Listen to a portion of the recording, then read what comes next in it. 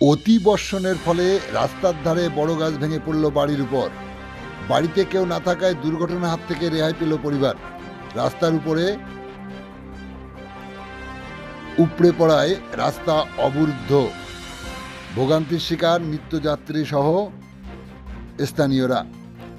স্বরূপনগরের গোবিন্দপুর গ্রাম পঞ্চায়েতের সৈয়দকাটি এলাকার ঘটনা। এখন শুনুন বিস্তারিত। আজ সকাল 5টা নাগাদ সৈয়দকাটি এলাকায় রাস্তার ধারে বড় একটি গাছ ভেঙে পড়ে তর্নিপুর রোডের উপর দিয়ে একটি বাড়ির উপর। বাড়িতে সেই সময় কেউ না থাকায় দুর্ঘটনার হাত থেকে রেহাই পায় পরিবার। তবে রাস্তার উপর দিয়ে গাছ পড়ায় রাস্তায় যানবাহন ও মানুষ চলাচল ব্যাহত হয়। এলাকার মানুষ গাছ কাটার কাজে হাত লাগিয়েছে। আপনারা দেখছেন সেই সময়কার বিশেষ মুহূর্তের ধারণকৃত ভিডিও চিত্র আজকে স্বরূপনগর পত্রিকার অনলাইনে। আমাদের সাথে থাকুন, দেখতে থাকুন। কি বললেন স্থানীয়রা শোনাবো আপনাদের। আমরা এর প্রতিবেশী, এনাদের এই ঘরের উপরে পড়েছিল গাছটা। ঘরটা বাঁচানোর জন্য আমরা ডালগুলো কাটছি। আপনারা কখন দেখলেন? ও 5:30 নাগাদ। মানে রাত্রে পড়েছিল না সকালে ভেঙেছে? সকাল। কি গাছটা কি নষ্ট হয়ে গেছে গোড়া? হ্যাঁ, গোড়া তো নষ্ট হয়ে গেছে, গোড়ায় মাটি নেই। এনারা কি বাড়ি থাকেন? এরা বাড়িতে থাকে না, কলকাতায় থাকে, রিক্সা চালায়। খবর দেওয়া হয়েছে তাতে? খাবার দেওয়া হয়েছে। এখানকার পঞ্চায়েত থেকে কি মানে কেউ এসেছিল?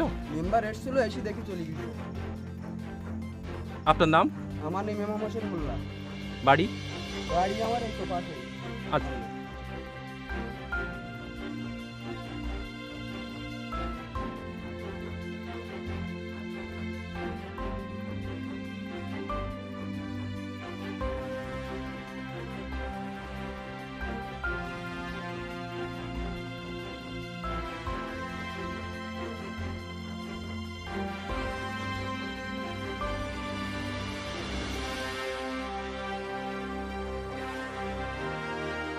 হয়েছিল কি?